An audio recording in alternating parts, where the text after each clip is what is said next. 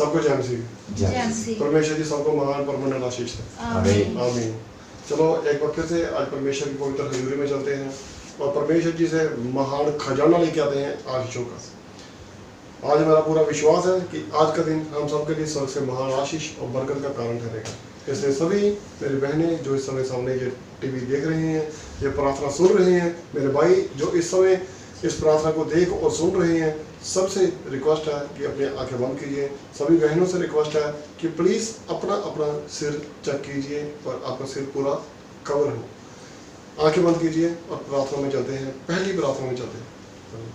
Hallelujah hallelujah hallelujah. यहोवा पिताजी एक बार फिर से तुम्हारी तारीफ तारीफ तारीफ। प्रभु यीशु जी एक बार फिर से तुम्हारी तारीफ तारीफ तारीफ। पवित्र आत्मा जी एक बार फिर से तुम्हारी तारीफ तारीफ तारीफ। पिता पुत्र और पवित्र आत्मा जी एक बार फिर से तुम तीनों की तारीफ तारीफ तारीफ तारीफ तारीफ तारीफ तारीफ तारीफ तारीफ तारीफ तारीफ तारीफ। यहोवा पिताजी एक बार फिर से तुम्हारा धन्यवाद करता हूँ आज के इस सुंदर और पवित्र दिन के लिए। प्रभु यीशु मसीह जी एक बार फिर से तुम्हारा धन्यवाद करता हूँ आज की तेरी पवित्र हजूरी के लिए, क्योंकि तेरा वचन कहता है दुनिया में जहाँ भी 2 या 3 जन सच्चे दिल से तेरे पास इकट्ठे होते हैं तो उनके बीच में हाजिर होता है। इस समय हम 2 या 3 से ज़्यादा हैं प्रभु यीशु मसीह, वो तो हमारे बीच में हाजिर है प्रभु यीशु मसीह जी। खुदा बाप प्रभु यीशु मसीह तो हमेशा हमारे बीच में मौजूद है प्रभु यीशु मसीह, और जब तू मौजूद होता है तो सारी समस्याएं खत्म हो जाती हैं। खुदा बाप अंदर जितने बेटे बेटियाँ आज इस रूम के अंदर इकट्ठे हुए हैं, मैं सबका रुझे समझाऊँ तुम्हारी कीमत शरीर जलाली हाथों में सौंप देता। मैं तेरा बेटा बलवीर आज उन तेरे सारे बेटे बेटियों का रुझे समझान तुम्हारे कीलों से छली जलाली हाथों में सौंप देता हूँ, जो इस समय तुझे देख और सुन रहे हैं। खुदा बाप प्रभु यीशु मसीह जी सबको अपने पवित्र और जलाली हाथों से छू, सबको टच कर प्रभु यीशु मसीह। और मेरा ये छोटा सा परिवार जो इस समय सामने बैठा है और हम सब तेरे बेटे बेटियां जो इस समय इस प्रार्थना को देख और सुन रहे हैं, सबको अपने जलाली हाथों में संभाल ले प्रभु यीशु मसीह जी। इस बंदगी से पहले, इस प्रार्थना से पहले, इस दुआ से पहले, आज की इस मीटिंग से पहले हम सबके दिल, दिमाग, हाथों, मुंह और आंखों पर पूरा अधिकार कर लो मेरे पिता। और आज का जो वचन है प्रभु यीशु मसीह, ये हमारे लिए तेरी ओर से स्वर्ग से उतरी हुई जीवन की रोटी बन जाए प्रभु जी, जिसे हम खाने वाले, पचाने वाले और पटाने वाले बन जाए। आज इस वचन के दौरान, आज की इस बंदगी के दौरान सबके रुझे समझान से आज हर बीमारी, कमजोरी, परेशानी और शैतानी ताकत पर यीशु मसीह के जिंदा पाकर पिता नाम से दूर हो जाए। खुदा बाप प्रभु जी जो भी आज तेरे इस पवित्र वचन को पूरी तरह सुने, तेरा वचन उसके अंदर जड़ समेत उसके अंदर जड़ पकड़े प्रभु यीशु मसीह। और खुदा बाप प्रभु जी शैतानी ताकतें जड़ समेत उखड़ जाए। खुदा बाप प्रभु यीशु मसीह तेरा वचन उनके अंदर 100 गुना नहीं, हजारों गुना फल लेकर आए प्रभु यीशु मसीह। कोई अंधकार की शक्ति को, परेशानी को, समस्या आज से उनके जीवनों से तेरा प्यार और वचन चुरा न सके। जिनके जिंदगी में हर रोज नुकसान हो रहे हैं प्रभु यीशु मसीह, आज से इनको कैंसिल करते हैं। और जो भी इस समय तेरा बेटा बेटी इस प्रार्थना को दिल से सुने प्रभु यीशु मसीह जी, दिमाग से समझे प्रभु यीशु मसीह जी, तेरा आत्मा उनके अंदर भरपूरी से हजारों गुना फल लेकर आए प्रभु यीशु मसीह जी। तो उसके अंदर बढ़ता जाए और वो घटता जाए। प्यारे पिता प्रभु यीशु मसीह जी के जिंदाबाद पिता नाम से मांगे, आमीन। सबको जय मसीह। परमेश्वर जी सबको महान आशीष, आमीन। बहुत बार जब हम परमेश्वर का वचन शेयर करते हैं तो हमें जो परमेश्वर सिखाता है हम वो बोल देते हैं, वो सिखा देते हैं।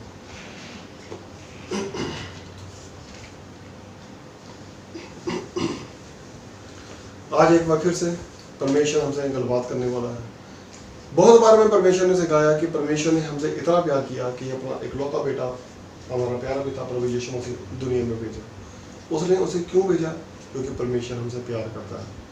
परमेश्वर हमारा पिता है जिसने खुद अपने हाथों के द्वारा हमें बनाया।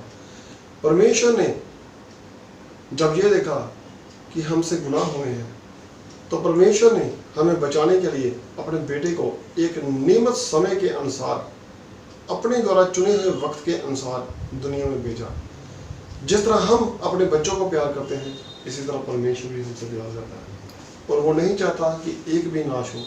इसलिए उसने पूरी मानव जाति को बचाने के लिए एक ही बार में अपने बेटे की कुर्बानी देकर हमें चुन लिया और हमें बचा लिया, क्योंकि हम सब बचाए जाएं। उसने कहा वचन के अनुसार, वचन में हमें कहा कि सबको बराबरी का अवसर मिलना चाहिए। इसलिए जो जन गुनाहगार है वो परमेश्वर के पास आए, अपने गुनाहों की माफ़ी मांगे।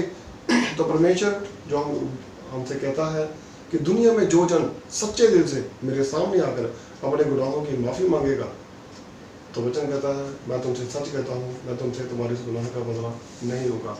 बेशक तुम्हारे गुनाह खून की तरह लाल क्यों ना, मैं उसे धोकर बर्फ की तरह सफेद कर दूंगा और वह ढूंढने पर भी नहीं मिलेगा। इसी तरह दुनियावी पिता, जो हम भी किसी का बाप है, हमारा भी कोई बाप है, आपका भी कोई पिता है, वो हमें अच्छी से अच्छी चीज़ें देना चाहता है। जिस तरह की वचन कहता है, दुनिया में तुम लोग बुरे इंसान हो फिर भी अपने बच्चों को अच्छी से अच्छी चीज़ें देना चाहते हो। दुनिया में ऐसा कौन है जिसका बेटा खाने के लिए उसे रोटी मांगे और उसका पिता उसे पत्थर दे, या खाने के लिए मछली मांगे और उसे सांप दे। तो पिता हमसे वचन के द्वारा कहता है कि जब तुम लोग इतने बुरे होने के बावजूद अपने बच्चों को अच्छी चीज़ें देना जानते हो, तो मैं तुम्हारा पिता तुम्हारे मांगने पर तुम्हें आशीषें क्यों नहीं दूंगा, तुम्हें पवित्र आत्मा क्यों नहीं दूंगा। हमारा वो पिता हमारे मांगने से पहले ही जानता है कि हमें किस चीज़ की ज़रूरत है। तो परमेश्वर ने दुनिया में हमारे लिए भेजने से पहले, हमें भेजने से पहले हमारे लिए सब चीज़ों का इंतज़ाम किया। जैसे हम किसी घर में जाते हैं या आउट ऑफ स्टेशन जाते हैं या किसी सिटी में जाते हैं, किसी रिश्तेदार के घर में जाते हैं, तो घर से पहले ही तैयारी करके जाते हैं। अगर किसी के घर में खुशी का माहौल है तो हम घर से ही 15 दिन पहले, 20 दिन पहले या 25 दिन पहले उसके लिए कपड़े खरीदना शुरू कर देते हैं, या अच्छे उसके लिए गिफ्ट खरीदना शुरू कर देते हैं कि खुशी के मौके पर जा रहे हैं तो अच्छी चीज़ें उनको लेके जाएंगे। अगर कभी एमरजेंसी पड़ती है, एमरजेंसी तभी पड़ती है जब किसी के घर में कोई बुरी खबर हो। ऐसा कभी नहीं हुआ कि एकदम से सुबह शादी है, कल हम बर्थडे सेलिब्रेट कर रहे हैं, आप अमेरिका से आ जाओ, ऐसा नहीं होता। तो एमरजेंसी 99% तब पड़ती है जब कोई प्रॉब्लम होती है। तो ऐसे हालातों में कोई तैयारी नहीं करता और चुपचाप चला जाता है। परमेश्वर को कोई एमरजेंसी नहीं थी, परमेश्वर की प्लानिंग थी, जिसे पूरा करने के लिए उसने हमें भेजा और जिसे पूरा करने के लिए उसने अपने बेटे को भेजा। और जब वही उसका बेटा प्रभु यीशु मसीह क्रूस पर चलाया गया तो उसने कहा आज सब पूरा। जो करने के लिए वो आया था उसने किया और कहा सब पूरा हुआ, अब कुछ नहीं रखा। अब से तुम पर मृत्यु का कोई डर नहीं है। अब से जो जन विश्वास करेगा वो बचाया जाएगा। तो परमेश्वर ने हमें दुनिया में बनाया, हमें दुनिया में भेजा, अपने हाथों से रचा। तो हमें भेजने से पहले हमारे लिए सारा इंतजाम किया, क्या खाएंगे, क्या पिएंगे, क्या पहनेंगे, कैसा हमारा जीवन होगा। तो वचन के द्वारा परमेश्वर हमसे बोलता है कि इस बात की चिंता मत करो कि हम क्या खाएंगे, क्योंकि हम क्या पिएंगे, क्योंकि हमारा पिता हमारी मांगने से पहले जानता है कि हमें किस चीज़ की ज़रूरत है। सब कुछ परमेश्वर ने हमारे लिए इंतज़ाम करके रखा हुआ है। कल की चिंता मत करो, वचन यही बोलता है, हमें सिखाता है। इसलिए परमेश्वर ने हमारे लिए सारे इंतजाम किए हुए हैं। वो मुहैया करने वाला परमेश्वर है, यहोवा यीरे, जो हमेशा हमारी मदद करता है। और ज़रूरत पड़ने पर हम जब उसे पुकारते हैं, हम उसको आंखें बंद करके आगे पुकारते हैं, जबकि वो हमारी ओर घेरा बना चुका होता है हमें सुरक्षा देने के लिए।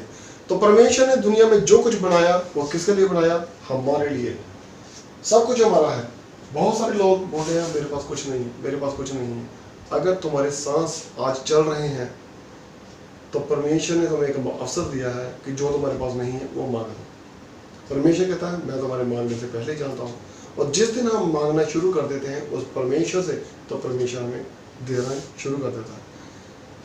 हमें सिर्फ उसको रिसीव करना होता है, बशर्ते कि हम मतलबी या सेल्फिश ना बने। परमेश्वर ने दुनिया में सब कुछ बनाया, सब कुछ हमारे अधीन कर दिया।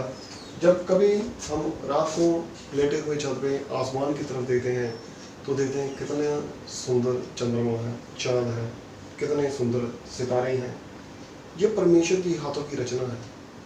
जब इस सूरज को देखते हैं जो करोड़ों सालों से ऐसे ही चमक रहा है, जिसकी चमक में कोई चेंज नहीं आई है, ये सब परमेश्वर की रचना है। इतने सुंदर पेड़ पौधे, फूल, बाग, बगीचे, कितना कुछ परमेश्वर ने बनाया। तो परमेश्वर ने किसके लिए बनाया? हमारे लिए। परमेश्वर ने हमें दे दिया और हमने क्या किया? उसे तहस नहस कर दिया, बिल्कुल उसे लगभग खत्म कर दिया। हमने चंद्रमा तक, चांद तक अपने पांव रख लिए, मार्स तक जाने की कोशिश की है। हमने 99% जहां भी गए वहां पे बर्बादी की है। ये इंसान की खासियत है। और परमेश्वर जहां भी खड़ा हो जाता है अंधकार खत्म हो जाता है, उजाला आ जाता है, शांति बहाली आ जाती है। लेकिन इंसान जहां भी जाता है वहां पे बर्बादी करता है और चुपचाप वहां से खिसक जाता है। तो फिर भी परमेश्वर हमसे प्यार करता है।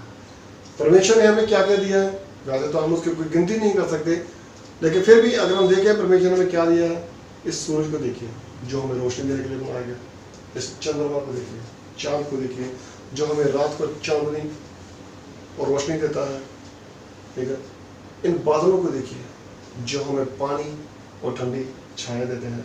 इन पेड़ और पौधों को देखिए जो परमेश्वर के द्वारा, परमेश्वर की रचना है, जो हमें छाया और फल और फूल देते हैं। इस हवा को देखिए जिसके बिना हम जिंदा नहीं रह सकते।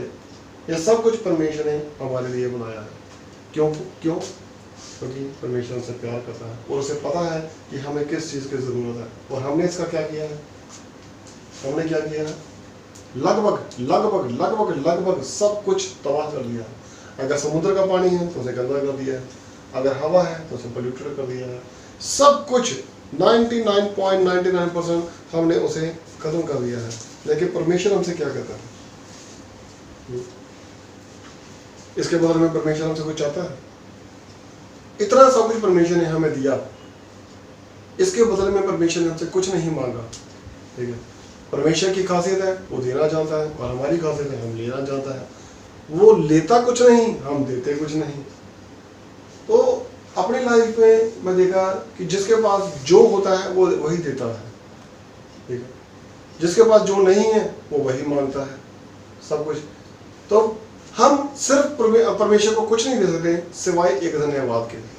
वो भी हम बड़ी मुश्किल से देते हैं। टाइम नहीं, वक्त नहीं। 24 घंटे दिन में होते हैं। मैं गारंटी देता हूँ अगर एक दिन 30 घंटे का भी होगा, चाहे इसको डबल भी कर देंगे तो भी वक्त नहीं मिलेगा परमेश्वर का धन्यवाद करने के लिए। और लोग दुखी कितने हैं घर के अंदर बैठकर इस कोरोना के दिनों में, फिर भी वक्त नहीं है ना प्रार्थना के लिए। क्या है ये समस्या? कोविड क्या है? इतने परमेश्वर के बच्चे हैं, अगर एक बच्चा अगर एक घर में कम से कम 5 लोग भी इकट्ठे हो जाते हैं और 5 मिनट के लिए प्रार्थना करते हैं तो 25 मिनट काउंट हो जाते हैं, ठीक है। तो परमेश्वर ने हमें सब कुछ दिया है। परमेश्वर ने हमें आशीष के रूप में पेड़ पौधों फल के साथ साथ हमें धन और संपत्ति दी है। वो हमें किस लिए दी है? परमेश्वर ने ताकि हम तरक्की करें, हम आशीष पाएं। ये धन हमें परमेश्वर ने आशीष के लिए दिया है, लेकिन हमने कहाँ पे इकट्ठा किया है? बैंक में। उसका हम सदुपयोग नहीं करते हैं, ठीक है। परमेश्वर ने हमें धन दिया कि हम उसको अच्छे काम में इस्तेमाल करें, ठीक है। धन आशीष का कारण भी है और शराब का कारण भी है।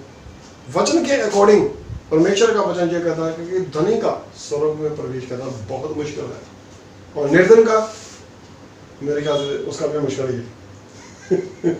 निर्धन भी प्रवेश नहीं करेगा शायद, ठीक है। क्योंकि अगर उसके काम बुरे होंगे, अगर वो थोड़ा कमाएगा, शराब पिएगा, गालियाँ निकालेगा, गली कूचे में पड़ा रहेगा, तो मेरे ख्याल से वो भी स्वर्ग में नहीं जाएगा। अगर धनी का प्रवेश करना मुश्किल है तो निर्धन का भी मुश्किल ही है, ठीक है। तो ये धन परमेश्वर ने हमें क्यों दिया? आशीष के रूप में, स्वर्ग से आशीष के रूप में दिया। ये धन एक दो-धारी तलवार है जो हमारे लिए लाभदायक भी है और जो हमारे लिए हानिकारक भी है। अब लाभदायक कैसे है? परमेश्वर के वचन के अकॉर्डिंग लाभदायक कैसे है? धन किसके पास था? इब्राहिम के पास था। इसहाक, याकूब, अय्यूब, यूसुफ, सैमुअल, बहुत सारे लोगों का इसमें नाम लिखा गया है जिनके पास धन था। अच्छी बात यह है कि तो बैंक नहीं होते थे, तो वो कहीं जमा नहीं करते थे, तब उनके घरों में जमा होता था। हम क्या करते हैं? अपना धन बैंक में जमा करते हैं। और मेरे लाइफ में बहुत सारे पर्सन को मैंने ऐसा देखा है कि जब उनकी डेथ हो जाती है तो उनके बैंकों में पैसा पड़ा रहता है और बहुत सारे लोगों को पता भी नहीं चलता। मुझे याद है कि जब मैं +2 में 12th स्टैंडर्ड में था तो मेरा एक बड़ा अजीज़ फ्रेंड था जो उस समय आर्मी में भर्ती था। शायद उसने 1.5-2 साल तब जॉब की होगी। तब 25,000 की रकम एक बहुत बड़ी रकम होती थी। तो उसकी बेंगलोर में उसकी जब गाड़ी जा रही थी आर्मी, वो पलट गई, किसी खाई में गिर गई और उसकी डेथ हो गई। वो यंग था, अभी अनमैरिड था, तो उसके पापा को उसका बहुत दुख लगा। एक दिन वो घर पे सफाई कर रहा था तो जब उसने सारी पिक्चर्स वगैरह इधर उधर से उतारी, फ्रेम वाली फोटो जिसको बोलते हैं वो शायद रखी हुई थी। जब उसने उठाया तो एक फ्रेम वाली फोटो के पीछे उसे एक एनवेलप मिला, लिफाफा मिला, जिसके ऊपर स्टेट बैंक ऑफ इंडिया की स्टैंप लगी हुई थी और उसके अंदर 25,000 रुपीज़ का एक डिमांड ड्राफ्ट पड़ा हुआ था, जो उसने अपने पापा के लिए रखा था कि मैं इसको सरप्राइज दूंगा अब की बार जब मैं आऊँगा। तो वो रख के चला गया था, या ये उठाएंगे मेरी फोटो तो इनको मिलेगा। लेकिन जिस दिन उनको मिला तब 6 महीने हो चुके थे और वो लगभग एक्सपायरी के करीब था। ठीक है, तो ये धन कई बार पड़ा रह जाता है, वो किसी के काम नहीं आता, हमारे भी काम नहीं आता। तो परमेश्वर क्या कहता है, अपना धन कहाँ इकट्ठा करो, स्वर्ग में। अब मैं ये नहीं कहता कि सब कुछ बेच दो, अपना धन कहाँ इकट्ठा करो, स्वर्ग में। अगर हम अपना धन स्वर्ग में इकट्ठा करते हैं तो परमेश्वर क्या कहता है, ये धन हमारे लिए आशीष का कारण है। इब्राहिम, इसहाक, याकूब, यूसुफ, दाऊद, सैमुअल, सुलेमान बहुत अमीर हुए हैं, ठीक है, लेकिन इन्होंने खुले दिल से परमेश्वर को दिया और अच्छे कामों में इस्तेमाल किया। और परमेश्वर ने क्या किया, इनको आशीषों पे आशीष, बरकतों पे बरकत परमेश्वर ने ढेर लगा दिए, इनको देता गया। वचन बयान करता है कि जिन्होंने जितना दिया है उसको उससे ज्यादा मिला है। ठीक है, मैंने बहुत सारे लोगों के बारे में सुना है कि उन्होंने खुले दिल से डोनेशंस दिए हैं, दान दिए हैं, गरीबों की मदद की है, आज भी उनके पास किसी चीज़ की कमी नहीं है। लेकिन जो लोग कंजूसी करते हैं, दिन रात मेहनत करते हैं, खाना भी तरीके से नहीं खाते हैं, ठीक से नहीं खाते हैं, उनके पास कुछ भी नहीं। जिन्होंने बहुत बांटा उनके पास कम ना निकला, और जिन्होंने बहुत बटोरा उनके पास कुछ भी ना निकला, ऐसा वचन बयान करता है। तो इब्राहिम, इसहाक, याकूब, यूसुफ, दाऊद, सैमुअल, सुलेमान, जिसकी भी हम बात कर रहे हैं, परमेश्वर ने धन इनको आशीष के रूप में दिया। लेकिन यही धन शराब का कारण किसके लिए बना, किसके लिए बना, हनन्याह और सफीरा के लिए, जिन्होंने कुछ पैसों के लिए चोरी की, कुछ पैसों की, और वो नरक में गए। ठीक है, यही धन शराब का कारण किसके लिए बना, यहूदा इस्करियोती के लिए, जिसने 30 चांदी के सिक्कों के लिए परमेश्वर का सौदा कर लिया। तो ये परमेश्वर ने हमें धन किस लिए दिया है, 100 बात की एक बात क्या है कि परमेश्वर हमें देना चाहता है और हम परमेश्वर से सिर्फ लेना चाहता है। हम परमेश्वर को देते कुछ नहीं है, परमेश्वर हमसे लेता कुछ नहीं है। परमेश्वर ने हमें सृष्टि दी, हमने तबाह कर दी, परमेश्वर कहता धन्यवाद करो, हम कहते हैं वक्त नहीं है। सब कुछ हम करते हैं, और जब हम वक्त पता हमें कब मिलता है, जब हम बेड पे पड़े जाते हैं हॉस्पिटल में, कहते हैं परमेश्वर मुझे ठीक कर दे, मैं फास्ट रखूंगा, वाह अब वक्त मिल गया। परमेश्वर मुझे चंगा कर दे, ठीक है, मैं घर पे प्रार्थना भी करवाऊंगा। परमेश्वर मुझे चंगा कर दे, जहाँ बंदगी होती ना, मैं वहाँ पे चाय पानी का प्रोग्राम भी कराऊंगा, मैं सब कुछ करूंगा। तब वक्त बहुत होता है, और जिस दिन वो ठीक हो जाता है दोबारा फिर से मेरे ख्याल से वो फिर से भूल जाता है कि मैं कभी बीमार भी था। ठीक है, सारी फिटनेस दवाइयाँ सब भूल जाता है। तो परमेश्वर क्या कहता है, अपना धन कहाँ इकट्ठा करो। अगर हम चाहते हैं कि हम सदा सुरक्षित रहें और बाद में परमेश्वर का काम करने के बाद वापस परमेश्वर के पास जाएं, तो हमें अपना धन कहाँ इकट्ठा करना होगा, स्वर्ग में, परमेश्वर के पास, जहां चोर चोरी नहीं कर सकता, कीड़ा खा नहीं सकता। हमें वहां पे अपना धन इकट्ठा क्यों करना है, क्या कारण है कि हमारा परमेश्वर से प्यार कम है, क्या कारण है कि हमारी जिंदगी में बीमारियां और परेशानियां हैं। 99.99% इसका कारण ये है कि हमारा धन स्वर्ग में परमेश्वर के पास नहीं है। हमारा मन परमेश्वर पर क्यों नहीं लगता, क्योंकि हमारा धन स्वर्ग में नहीं है। परमेश्वर क्या कहता है, जहां तुम्हारा धन होगा वहां तुम्हारा मन होगा। अगर हमारा धन परमेश्वर के पास नहीं है तो हमारा मन भी नहीं लगेगा परमेश्वर के पास। आज आप कितने सारे लोग इस वचन को देख और सुन रहे हैं, 100% श्योर सबको पता है कि इस समय मेरे पॉकेट में या मेरे पर्स में कितने पैसे पड़े हैं, सबको पता है, उन्हें गिनती करने की जरूरत नहीं है। उन्हें यह भी पता है कि घर में कौन सी अलमारी के किस कोने में, या मेरे सूटकेस में, या मेरे सर्टिफिकेट्स के अंदर छुपा के रखे हुए हैं, कहाँ कहाँ कितने कितने पैसे पड़े हैं, सबको पता है। लेकिन ना तो उसके भाई को पता है, ना उसकी बहन को पता है, ना मम्मी को पता है, ना पापा को पता है, ना हस्बैंड को पता है, ना वाइफ को पता है। सिर्फ उसी को पता है कि मैंने कहाँ कहाँ क्या क्या छुपा के रखा है। ठीक है, और उसका मन कहाँ पे है, यहाँ धन है। तो परमेश्वर के पास हमारा मन क्यों नहीं है, क्योंकि वहां धन नहीं है। तो परमेश्वर को हम कैसे धन दे सकते हैं, परमेश्वर हमसे धन तो मांगता नहीं, ना हम ले जा सकते हैं साथ अपने, तो कैसे, नीति वचन देखिए, चलिए वचन पे आते हैं, नीति वचन।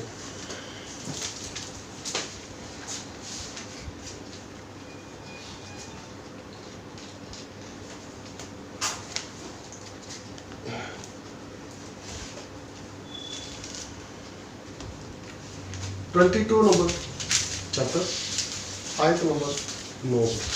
हमें बहुत सारे लोग ऐसे हैं जो फास्टिंग करते हैं, प्रार्थनाएं करते हैं।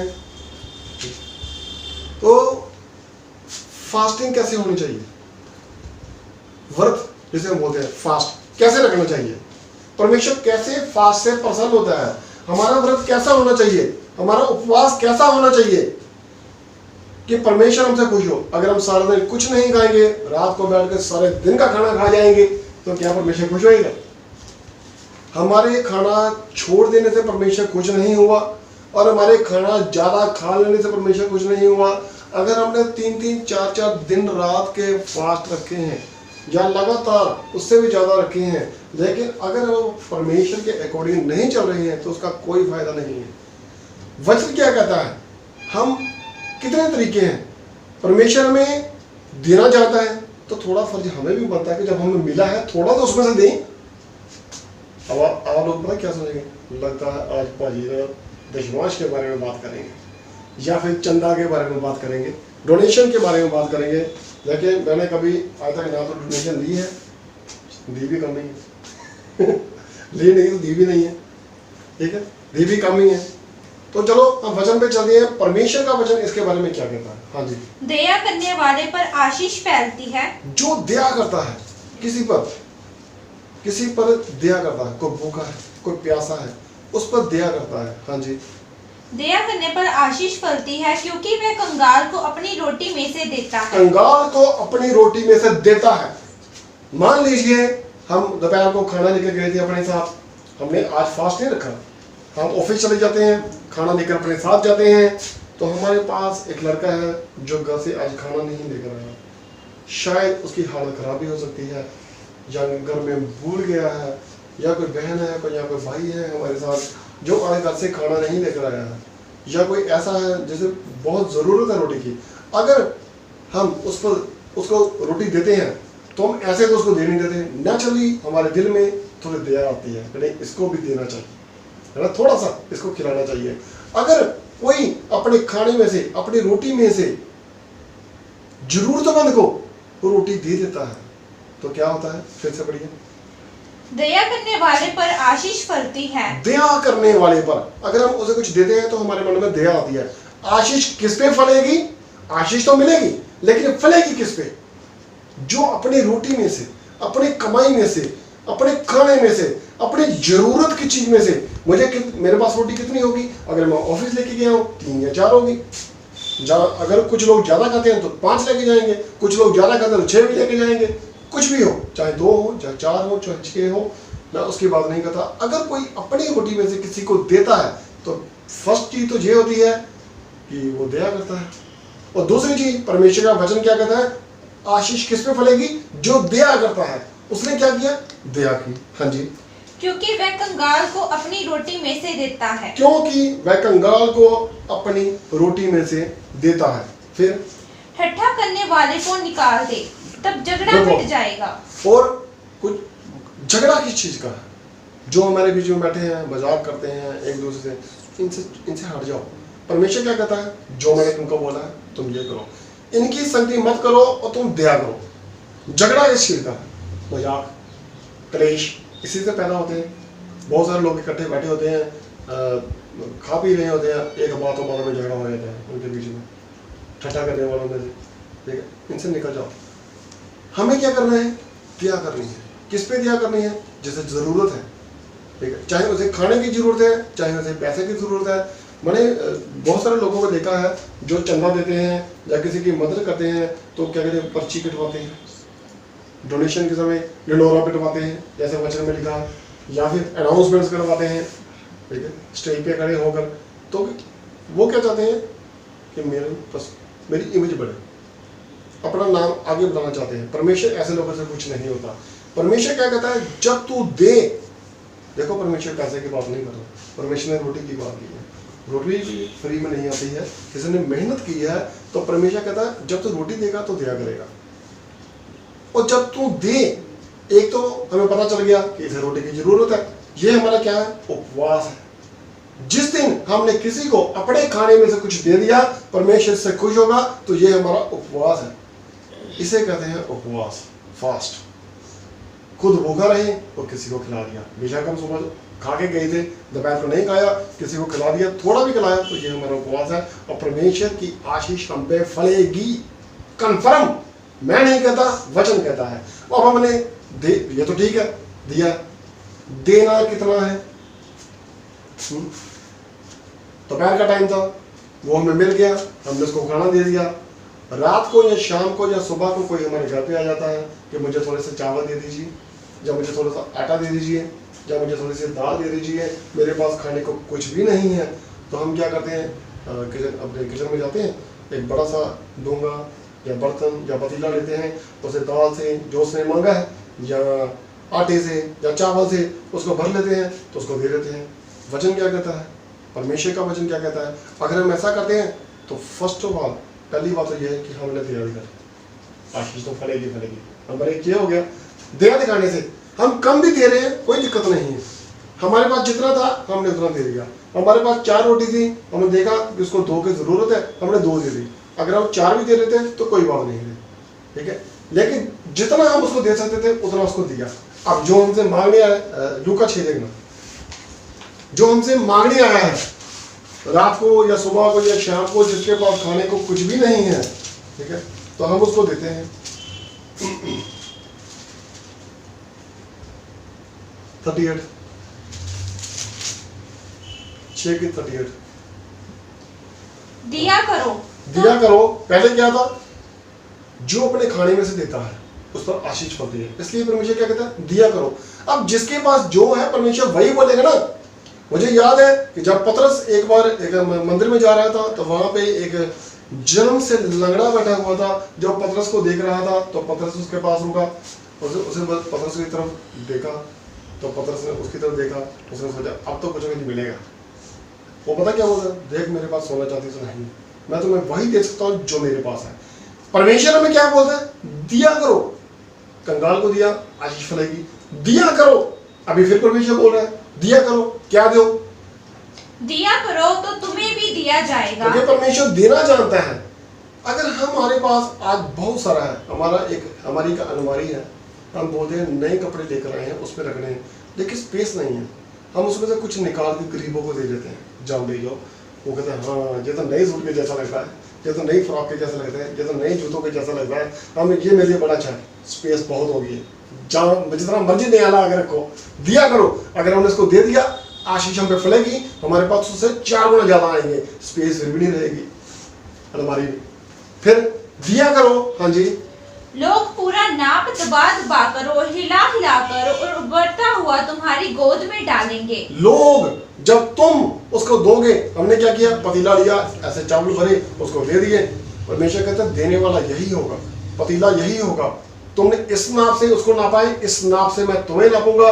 जब तुम्हें जरूरत पड़ेगी तो यही पतीला मैं दबा दबा कर, नाप नाप कर, हिला हिला कर, ऊपर से बहता हुआ तुम्हें दूंगा। हमने शायद पूरा भी नहीं दिया था, परमेश्वर दबा दबा कर अच्छी तरह से भर कर कहाँ डालेगा, हमारी झोली में, हमारी गोद में डालेगा परमेश्वर। फिर से पढ़िए 38 अच्छी तरह से। दिया करो तो तुम्हें भी दिया जाएगा। अगर तुम दिया करोगे, अगर तुम दिया करोगे तो तुम्हें भी दिया जाएगा। अगर तुम नहीं दोगे फिर कहाँ से मिलेगा। फिर लोग पूरा नाप दबा दबा कर हाँ। और हिला हिला कर और उबलता हुआ तुम्हारी गोद में डालेंगे। yes. यही बात मैं कह रहा था। परमेश्वर क्या करेगा, दबा दबा कर, नाप नाप कर, हिला हिला कर तुम्हारी गोद में डालेंगे, हमारी झोली भर जाएगी, हमें किसी चीज की कमी नहीं रहेगी। थोड़े दिन पहले की बात है, मेरा एक फ्रेंड है, वो हमें कोई बात बता रहा था कि किसी आदमी के पास, शायद वो मसीह था या कौन था मुझे नहीं पता, उसे फाइनेंस की कुछ कमी हो गई, उसके कुछ फ्रेंड सर्कल थे, तो उसने इतनी गरीबी उस पर आ गई कि उसने एक ईमेल ड्रॉप की कि मेरे पास पैसों की कमी है, मेरे पास खाने की रोटी भी नहीं है, तो प्लीज़ कोई मेरी मदद कर सकता है। तो बहुत सारे लोगों ने उसको हज़ारों के रूप में पैसा भेजा, उसके पास बहुत सारा पैसा हो गया, उसको एक ईमेल लिखनी पड़ी, अब मुझे पैसा मत भेजो, मेरे पास बहुत हो गया है, 6-7 महीने मुझे किसी चीज की जरूरत नहीं है। ठीक है, परमेश्वर क्या करता है? दबा दबा कर, हिला हिला कर हमारी गोद में डालेगा, हमारी गोद भी छोटी पड़ जाएगी। ठीक है, तो परमेश्वर में देना जानता है, इसलिए वो बोलता है दिया करो।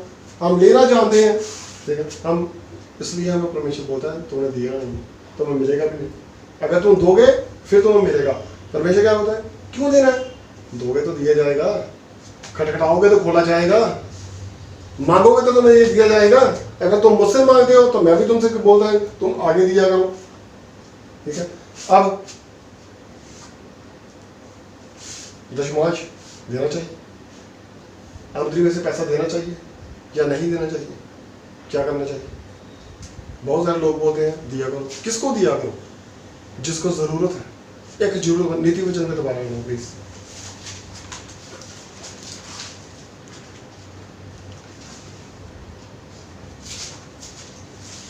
उन्नीस नंबर अध्याय के 17 नंबर आयत।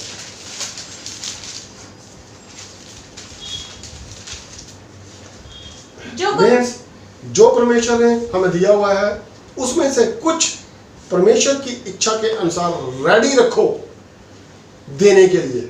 ये नहीं कि जब हमें जरूरत पड़ेगी तब निकाल लेंगे, पहले से रेडी रखो। हमें इंतजार करना है उस वक्त का जब कोई हमारे पास आता है, जहां हमें कोई ऐसा अवसर मिलता है, हमें सोचने की जरूरत ना पड़े, परमेश्वर के दिए हुए में से फटाफट से एकदम से उसको देने के लिए तैयार रहें, पहले से निकाल के रखो। हाँ जी, जो कंगाल पर अनुग्रह करता है। अब देखो सुनो, हम क्या बात कर रहे थे? अपना धन कहाँ पे इकट्ठा करना चाहिए? स्वर्ग में, क्योंकि वहां चोर चोरी नहीं कर सकता, कीड़ा खा नहीं सकता, मोर्चा नहीं लगता, ऐसा परमेश्वर का वचन कहता है। तो जब अब देखिए परमेश्वर हमें देता है, आप सबको देता है, तो परमेश्वर क्या उनको नहीं देता जो गरीब है, जो भूखा है? परमेश्वर सब कुछ कर सकता है। तो परमेश्वर क्या बोलता है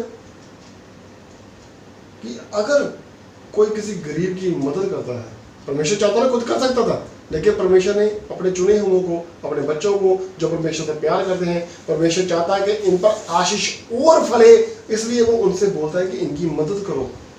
मैं देने को उसको भी दे सकता हूँ, मैं तुम्हें इसलिए दूंगा क्योंकि तुम मेरा ये काम कर रहे हो। उसके पास जा, उस पर कृपा कर, उसे परमेश्वर के दिए हमसे देकर आ, मेरी आशीष तुझ पर फलेगी, तो और बहुत सारे लोगों की मदद करेगा। हाँ जी, तो इससे क्या होगा? अगर हम परमेश्वर का नाम लेकर ऐसा करते हैं तो ये जो हमने दिया है, किसी को दिया है, अगर मान लीजिए आपका कोई फ्रेंड है, वो किसी को बोलता है, आपसे बोलता है कि मेरा ये दोस्त है, इसको 500 रुपये दे दो।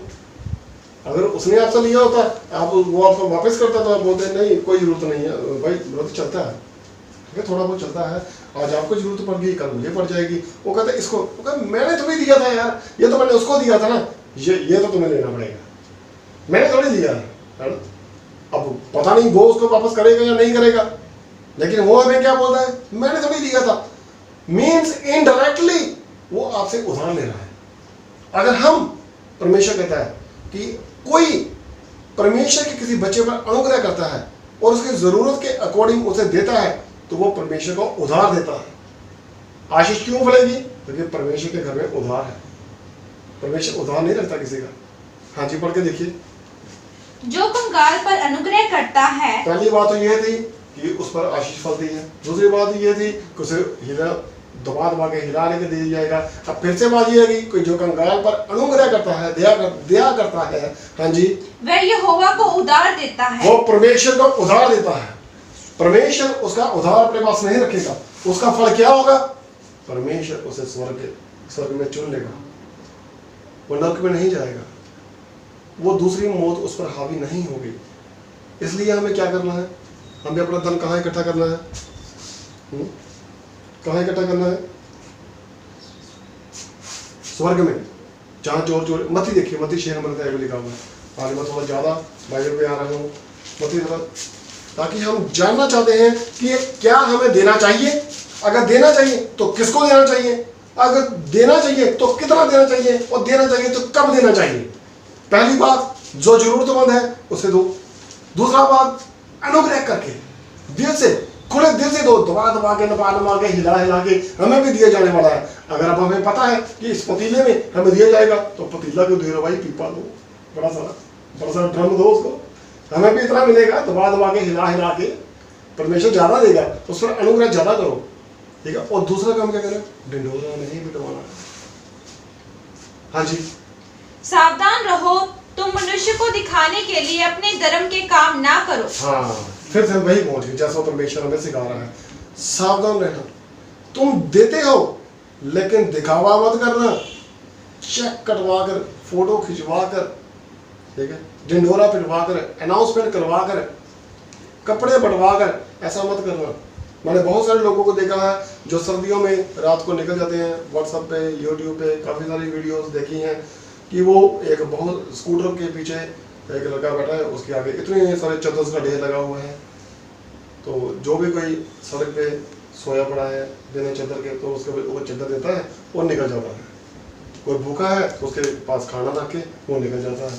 वो ढिंढोरा नहीं पिटाते, छुपे हुए रात को चुपचाप जाते हैं। उन्हें यह पता है कि परमेश्वर इस बात को देखता, वो दिल से दया कर रहा है। हाँ जी, नहीं तो अपने स्वर्गीय पिता से कुछ भी फल ना पाओगे। अगर हम ऐसा करेंगे, अगर हम अनाउंसमेंट्स करवाते हैं, ढिंढोरा पिटवाते हैं, दिखावा करते हैं, मेरे कहने का मतलब है वचन के अकॉर्डिंग अगर हम दिखावा करते हैं तो हमें परमेश्वर से कुछ नहीं मिलेगा। क्योंकि हम क्या करते हैं, स्टेज पे जाकर अगर ऐसा करते हैं तो हमारा फर्स्ट मोटिव ये है दिखावा करना, अनुग्रह नहीं कर रहे हैं।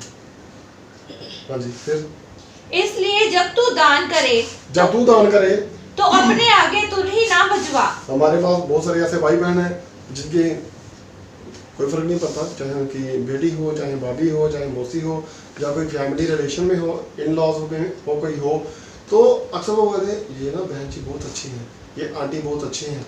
मुझे पता है मैं बीमार हो गई थी, मेरा हस्बैंड बीमार हो गया था, तो मैं इनके पास गया तो जो मैंने बोला आंटी जी मुझे 500 रुपये की ज़रूरत है।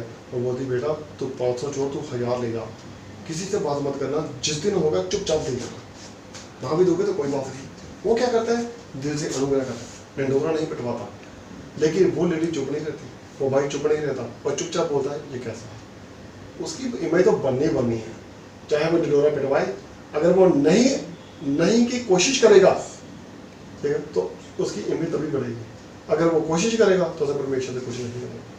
परमेश्वर किसी का कुछ कोई हक नहीं रखता। हाँ जी, जैसे कपटी सभाओं और गलियों में करते हैं। कपटी कौन होता है, जिसके मन में खोट होती है।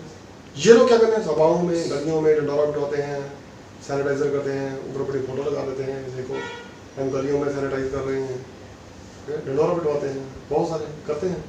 हाँ, फिर ताकि लोग उनकी बढ़ाई करें। करो, अच्छी बात है, भला काम कर रहे हो, करना चाहिए। लेकिन क्या ये जरूरी है कि दिखावा करो? क्या किसी को नहीं पता कि आप क्यों कर रहे हैं? ये तो अच्छा काम है भाई, अच्छी बात है, करो। हम चाहते हैं कि हम आपके साथ हैं, हमें भी साथ लीजिए, हम भी आपके साथ चलेंगे। क्या ये जरूरी है कि अपने ढिंढोरा पिटाओ, अपनी इमेज बनाओ? किसको नहीं पता कि कौन अच्छा है कौन बुरा है? अच्छा पेड़ अच्छा फल देगा, बुरा पेड़ बुरा फल देगा। हाँ, फिर मैं तुमसे सच कहता हूँ कि वे अपना प्रतिफल पा चुके। मैं तुमसे सच कहता हूँ वे अपना प्रतिफल पा चुके, उन्हें कुछ नहीं मिलेगा। ठीक है, फिर परंतु जब तू दान करे तो जो तेरा दाहिना हाथ करता है उसे तेरा बायां हाथ ना जानने पाए। अब मोटा मोटा तो पता चल गया है कि हमें दान गुप्त करना है, ठीक है, ढिंढोरा नहीं पिटवाना है। जब तू दान करे तो तेरे दाहिने हाथ को, अगर दाहिने से करता है तो बाएं को पता नहीं चले, बाएं से करता है तो दाहिने को पता नहीं चले। तो अब इसका क्या मतलब है, हाथ पीछे करके दान दे या ऐसे करके, कैसे करना? इसका मतलब क्या है, अगर तुम्हारे को लेफ्ट साइड में खड़ा है तो उसे पता नहीं चले कि तुमने क्या दिया है, वो राइट में खड़ा है तो उसे पता नहीं चले क्या दिया है, तुम्हारे बच्चों को, तुम्हारी वाइफ को। हाँ, आपस में घर में जैसे मर्जी बात करो, अब हमें इतना देना है, हमें करना चाहिए, सब एक फैमिली है, आपसी सलामती से देना चाहिए, लेकिन ढिंढोरा नहीं पिटवाना है। परमेश्वर इससे क्या करेगा, उसकी आशीष हम पर फलेगी। अब मोटा मोटा ये तो पता चल गया है कि देना चाहिए, ठीक है। कैसे देना चाहिए? खुले दिल से। किसको देना चाहिए? जरूरतमंद को, ठीक है। और तीसरी बात यही पता चली, हमें ढिंढोरा नहीं पिटवाना है, हमें दिखावा नहीं करना है। अब चौथी बात यह है कि देना कितना चाहिए, देना कब चाहिए। कब देना चाहिए, कितना देना चाहिए, हाँ कितना देना चाहिए ये देख लेते हैं। कब देना चाहिए, जब भी हमारे पास कुछ होता है तो वचन के अकॉर्डिंग थोड़ा सा उसमें से पहले से निकाल लो, बाद में नहीं निकालना, पहले निकालना, उसमें से निकाल के थोड़ा साइड में रखना है। ये परमेश्वर के बैंक में जमा करेंगे हम, इसको साइड पर रख लेते हैं। देखिए कितना देना चाहिए, वचन के अकॉर्डिंग कितना देना चाहिए। कुछ लोग कहते हैं कि अगर तुम्हारे पास 1 लाख है तो उसका कितना देना चाहिए,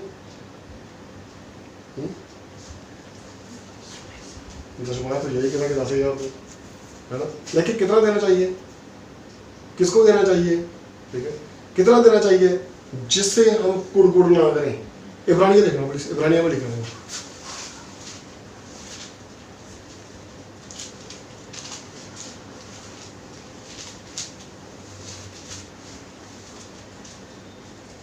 इब्रानिया में लिखा हुआ है परमेश्वर देता है, किसका दान कबूल करता है, देते सभी हैं, कोई डेवलपमेंट देता है, कोई अनाउंसमेंट करवा के देता है, ठीक है, लेकिन परमेश्वर किसका दान कबूल करेगा। इब्रानिया देखना,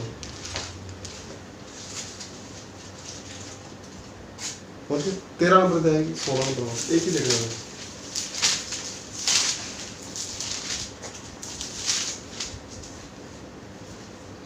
भलाई करना और उदारता दिखाना ना भूलो। हाँ ये परमेश्वर कहता है, भलाई करना और उदारता दिखाना ना भूलो। परमेश्वर ने शुरू से यही कहा है, दिया करो दिया करो दिया करो, अनुग्रह किया करो। दया दिखाने वाले को परमेश्वर की आशीष फलती है, तुम्हें दबा दबा कर हिला हिला कर दिया जाएगा। परमेश्वर ने हमें इतना कुछ दिया, हमसे कुछ नहीं मांगा, परमेश्वर फिर भी कहता है अगर तुम किसी कंगाल को देते हो तो परमेश्वर को उधार देते हो, मैं तुम्हारा नहीं रखूंगा, मैं तुम्हें इसका फल जरूर दूंगा। हाँ फिर, क्योंकि परमेश्वर ऐसे बलिदानों से प्रसन्न होता है। परमेश्वर ऐसे बलिदानों से खुश होता है। अगर हमारे पास 100 रुपया है, किसी को 90 की जरूरत है, 90 की जरूरत है, अगर मेरे देने से उसे कोई फर्क नहीं पड़ता, अगर वो मांगता है मुझे कोई फर्क नहीं पड़ता, मुझे खुद तंगी नहीं होती है तो मुझे दे देना चाहिए। लेकिन अगर मेरी कंडीशन खुद टाइट हो जाती है तो ना देंगे तो कोई बात नहीं, लेकिन अगर हम दे सकते हैं, मदद कर सकते हैं तो मदद करो। हाँ जी, अपने अगुओं की आज्ञा मानो। फिर से मानो भाई, भलाई करना और उदारता दिखाना ना भूलो। भलाई करना और उदारता दिखाना ना भूलो, क्योंकि इससे परमेश्वर खुश होता है। हाँ, अब दूसरी बात ये है, भलाई तो करनी है, अब देना कितना है, कितना देना चाहिए हमें, कितना देना चाहिए, किसको देना चाहिए, ये पता चल गया, गरीबों को देना चाहिए। कितना देना चाहिए, धन कहाँ इकट्ठा करना है, स्वर्ग में, अपनी पॉकेट में नहीं, चर्च में नहीं, या किसी और जगह पे नहीं जहाँ हम जाते हैं या नहीं जाते हैं, वहीं पे बात नहीं कर रहा है, परमेश्वर के घर में इकट्ठा करना है। वो कैसे होगा, परमेश्वर का घर कौन सा है, इंसान का शरीर परमेश्वर का घर है। अगर कोई भूखा हमारे पास पड़ा हुआ है, हम उसको खाना नहीं खिलाते हैं, उसकी मदद नहीं करते हैं तो कोई फायदा नहीं। हम उसको देख कर भी उसकी मदद नहीं करवा रहे हैं, हम उस पर दया नहीं दिखा रहे हैं। अगर हम दया नहीं दिखाएंगे तो परमेश्वर की आशीष हम पर नहीं फैलेगी। कुरिन्थिया देखना प्लीज, कुरिन्थिया में बताइए कितना देना चाहिए। दूसरा कुरिन्थिया 9 नंबर अध्याय के 7 नंबर वर्ष पे,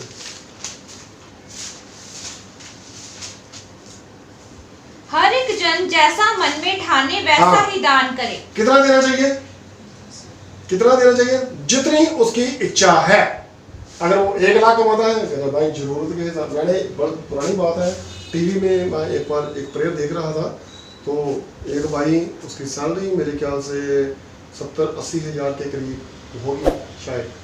तो पास्टर जी ने उसको बोला कि रूल के अकॉर्डिंग तुम्हें 8,000 देना चाहिए। कहना देखो पास्टर जी, मेरी कंडीशन टाइट है, मैं 8,000 तो नहीं दे पाऊँगा, मैं 4,000 दे पाऊँगा, 4 से भी थोड़ा कम नहीं, 3,500 दे पाऊँगा, तो मैं इससे ज़्यादा नहीं दे पाऊँगा, मेरी कंडीशन टाइट है। तो पास्टर जी को उसने बोला दुआ कीजिए मेरे लिए। कहता आइए आपके दुआ करते हैं। मैं टीवी में खुद ही देख रहा था, तो उसने क्या दुआ की, हे पिता, ये जो बच्चा तेरे सामने बैठा हुआ है, इसकी आमदनी 80,000 रुपया है, जिसे 8,000 देना चाहिए लेकिन ये नहीं दे पा रहा है, ये 3,500 ही दे पा रहा है, ऐसा करो इसकी सैलरी 35,000 कर दो। वो पास्टर जी ये आप क्या बोल रहे हैं, वो कहते हैं 35,000 क्यों कर दो, आप परमेश्वर से बोलिए कि मेरी समस्याएं दूर हो। बहुत सारे लोग लालची भी हो जाते हैं और अपना फायदा देखते हैं, ठीक है। लेने के बहुत सारे अवसर आते हैं। मुझे याद है कि जब एलिशा के पास वो कुड़ी गया था, ठीक है, तो उसके सेवक ने, गेहाजी ने उसे धोखे से कुछ कपड़े छीन लिए थे, कुछ ले लिया था। तो उसे पता उसने क्या बोला था, लेने के अवसर तो बहुत आने थे, क्या यह मौका सही था? जब वो तंग है, वो टाइट है, उसकी कंडीशन खराब है, तुम्हें पता उसे कोड़ हुआ था, वो तो अपने कोड़ के लिए ये कीमत लेकर आया था और तूने ये कीमत ली है, ये कोड़ तुम पर हो। अरे भाई वो गरीब है, आज उसे जरूरत है, वो हम क्या बोल रहे हैं 8,000 दे के जा। पिछले दिनों में मेरे पास बहुत सारे लोग ऐसे आए हैं जिन्होंने हमसे बोला कि ब्रदर मुझे कैंसर था, मैं वो एक चर्च में गई प्रार्थना कराने के लिए, उसने मुझे बोला, मैंने वहाँ पे डोनेशन में 500 रुपये उसके गले में डाल दिया, तो बाद में मुझे बोला 1,000 मुझे चाहिए। मैंने बोला ब्रदर मैंने अभी भी 500 वहाँ, कहते वो तो तूने डोनेशन की है, ये मेरी फीस है। मुझे बहुत दुख लगा इस बात का, क्या लेने के और ऑप्शन नहीं आएंगे? वचन ये कहता है, क्या यह बात सही है? एक गरीब है, परमेश्वर किससे खुश होता है? जो खुले दिल से देता है, ठीक है, और कुड़ को नहीं करता। हमें कितना देना चाहिए? अगर आपकी 1,00,000 रुपया सैलरी है, अगर आप 1 रुपया खुशी से निकाल सकते हैं, तो परमेश्वर क्या कहता है, मैं इससे खुश हूं। और ये 1 रुपया भी किसको देना है? जरूरतमंद को। परमेश्वर के घर में लेकर आना है, किसे? जो जरूरतमंद है उसके लिए तैयार रखना है हमें। बेशक उसे 1 रुपये का खाना खिलाइए, 1-1 रुपये इकट्ठा करके 10 महीने में 10 रुपये इकट्ठे करके उसे 10 रुपये के कुलचे भटूरे या कुछ खाना उसको खिला सकते हैं। परमेश्वर की आशीष हम पे फैलनी शुरू हो जाएगी। अगर हम आज 1 निकाल रहे हैं तो कल 100 भी निकालेंगे, आशीष तभी फैलेगी। अगर कुछ भी नहीं करेंगे तो ये जाती रहेगी। हाँ जी पढ़िए। ना कुड़कुड़ के और ना दबाव से, क्योंकि फिर से परमेश्वर फिर से पढ़िए शुरू में। हर एक जन जैसा मन में ठाने वैसा ही दान करे। हर एक जन जैसा मन में वो सोचता है वैसा ही दान करे। अगर उसको लगता है कि मैं 1 रुपया करूंगा तो वो 1 करे, अगर वो कहता है कि मैं 100 करूंगा तो 100 करे। जो उसके मन में उसको अच्छा लगता है दिल से करे, कुड़कुड़ करके मत करे। अगर वो सोचता है कि नहीं मैं मुझे करना तो 5,000 चाहिए, यार क्या जरूरत है 5,000, मत करो यार, कोई बात नहीं, परमेश्वर की जरूरत नहीं है। पर कोई अपने पास से नहीं दे रहा है, परमेश्वर के दिए हुए से दे रहा है। मत करो, खुशी से दो। ना दोगे तो भी परमेश्वर तुमसे कुछ नहीं बोलेगा। अगर तुम खुशी से दोगे और अनुग्रह करके दोगे तो आशीष ज्यादा फलेगी। कि तुम्हें देखना भाई, तुम्हें 1 देना है, 100 देना है, नहीं देना है। हाँ जी। ना कुड़कुड़ के और ना दबाव से। हाँ, ना किसी के दबाव में आकर देना है। बहुत सारे लोग बोलते हैं ये रहे लिफाफे, जैसे 5-5 हज़ार रुपये डाल के दो, 2-2 हज़ार डाल के दो, जरूरी है। ना कुड़कुड़ करके देना है बच्चों, ना किसी के दबाव से। हाँ जी।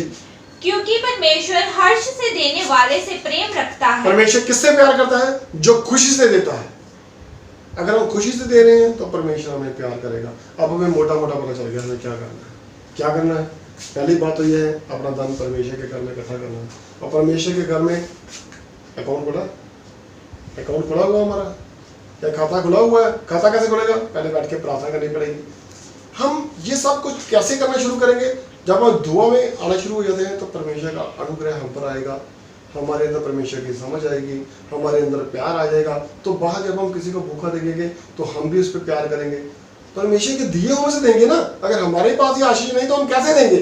हमारे पास ही अनुग्रह नहीं है तो हम कैसे देंगे? अगर हमें ही परमेश्वर ने शांति नहीं दी है तो हम कैसे आगे देंगे? परमेश्वर ने हम पर अनुग्रह किया, हमने आगे अनुग्रह कर दिया। परमेश्वर ने देखा अच्छा ये उधार हो गया बच्चा, ठीक है। परमेश्वर कहता है तुमने खुले दिल से दिया, जाओ मेरी आशीष तुम पर फैलाएगी। कितना दिया था? मेरे पर्स में 100 ही था जी, मैं 100 ही दे दिया। चलो तो मेरा पर्स था ना, पर्स को भर देंगे, कोई बात नहीं। दबा के हिला के नोटों से अच्छी तरह से परमेश्वर, डबल नहीं सिंगल करके अच्छी तरह से दबा के परमेश्वर दे देगा। फिर देना कैसे है? खुले दिल से, कुड़कुड़ करके नहीं देना है। और देना किसको है? जरूरतमंद को। आज हमें मोटा मोटा पता चल गया है। देखो मैंने कोई विश्वास की बात नहीं, कितना देना चाहिए? जो दिल से अच्छा लगे, जो अब जितना आपको अच्छा लगता है, लेकिन खुशी से, क्योंकि परमेश्वर तभी खुश होगा। चलिए आज परमेश्वर हमें आशीष दे, परमेश्वर का वचन हमें आशीष दे। मुझे वक्त और ज़्यादा इजाज़त नहीं देता है। चलिए प्लीज़ आगे बंद कीजिए। सबको परमेश्वर को महान आशीष दे। आमीन।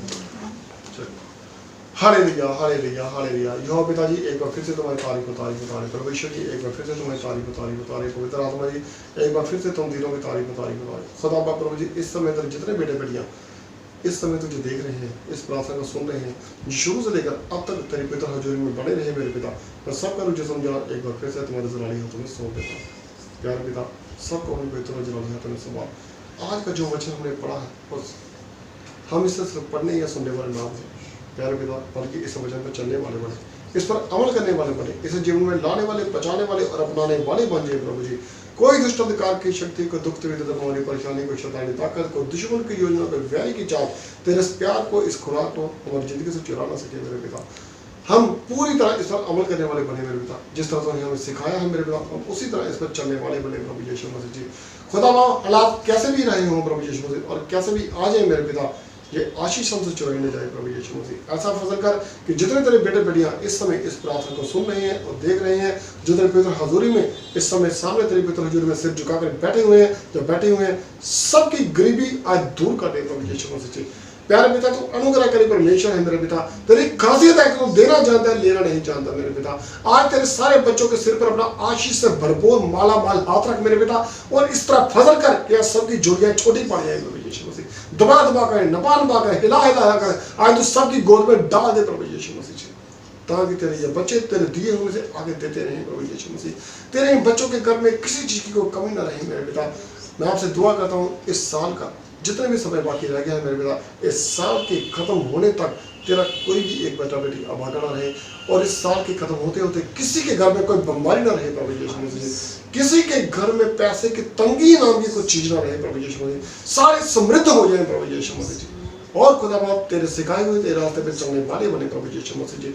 और जो काम करने के लिए तूने हम सबको और तेरे बेटे बेटी को भेजा है, ये करने के बाद वापस तेरे पास स्वर्ग में जाए मेरे पिता। और खुदा बाप जब तेरी आमद ठहरे तो तेरी ये बच्चे बच्चियां होते, इनकी आगे आने वाली जनरेशन तेरे साथ स्वर्ग में जिंदा उठाए जाने के योग्य ठहरे प्रभु यीशु मसीह। एक बार फिर से तो इसी समय हम सबके बीच में एक एक के पास खड़ा होकर दोपहर की सूर्य की तरह चमक प्रभु यीशु मसीह, और अपना जलाल हम पर चमका, ताकि हमारे चेहरों से अंधकार दूर हो मेरे पिता। तेरा प्रकाश हमारे अंदर चला जाए तो वहाँ, ताकि हमारी जिंदगी में समस्याएं दूर हो। तेरा प्रकाश हम पर फैल जाए प्रभु यीशु मसीह, ताकि हम अंधकार में ना रहे, सब कुछ साफ साफ देखें मेरे पिता। तू हमारा पिता है, हम तुम्हारे बच्चे हैं। सारी परेशानियों को दूर करने के लिए धन्यवाद, और इस आज की आत्मिक खुराक के लिए तरफ दिल से धन्यवाद करते हैं। सारी इज्जत, सारी नेमा और सारा जलाल तेरे जिंदा पाकर पिता नाम को दे दें, और आज इस बड़े काम के लिए और बड़े दिन के लिए, आशीषों से भरपूर और मालामाल दिन के लिए, इस खुराक के लिए दिल से धन्यवाद करते हैं मेरे पिता। सारी इज्जत, सारी नेमा, सारा जलाल तुम्हारे जिंदा पाकर पिता नाम को दे दें, और प्यारे पिता प्रभु यीशु मसीह जी के जिंदा पाकर पिता नाम से मांगते हैं। आमीन। सबको जय मसीह। परमेश्वर सबको आशीष दे। आमीन।